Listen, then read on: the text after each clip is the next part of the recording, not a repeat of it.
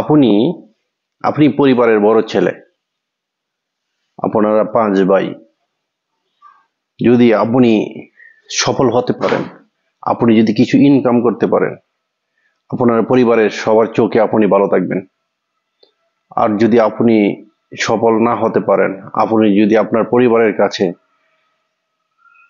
কখনো ভালো হতে পারবেন না। আর একটা জিনিস মাথায় রেখে কাজ করতে হবে, একটা পুরুষ সবসময় চেষ্টা করে কিন্তু যে আমার পরিবারের লোকজনকে নিয়ে ভালো থাকি, আমার ছেলে মেয়ে আত্মীয় স্বজন মা বাবা সবাইকে নিয়ে ভালো থাকি।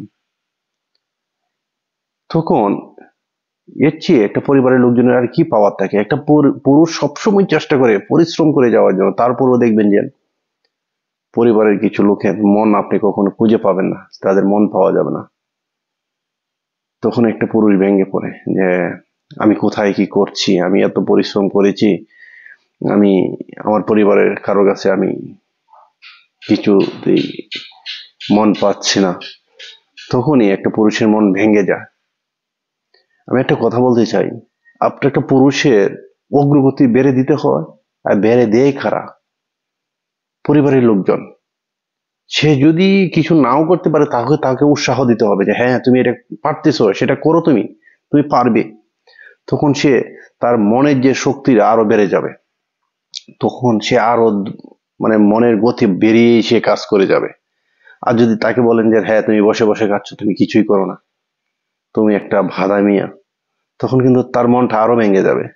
সে ধীরে ধীরে ধীরে মানসিক স্মৃতিশক্তি, মানসিক যে একটা শক্তি, সেটাই কিন্তু হারিয়ে ফেলবে। সেই জন্য আমি একটা কথা বলতে চাই, যারা 4 ভাই 5 ভাই কি একাই আছেন, পরিবারের কখনো বোঝা হবেন না, লাকড়ি হবেন না, জ্বালানো কাঠি হবেন না।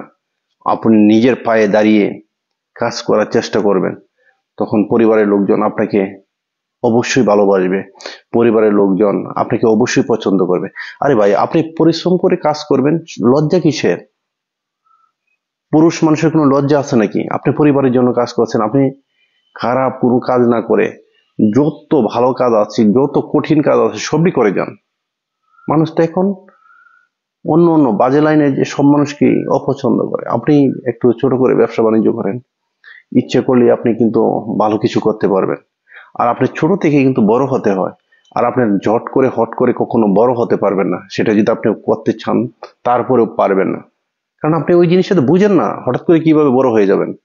আপনি ছোট থেকে যদি ধীরে ধীরে ধীরে ধীরে ধীরে ধীরে বড় হন, তাহলে অবশ্যই আপনি সফলতার মুখ দেখতে পাবেন। আর হট করে বড় হয়ে গেলে কিন্তু একেবারেই ভেঙে পড়ে যাবেন।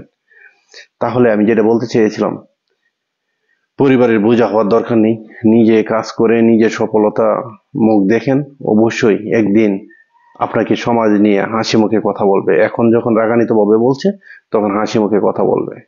ভালো থাকবেন সবাই।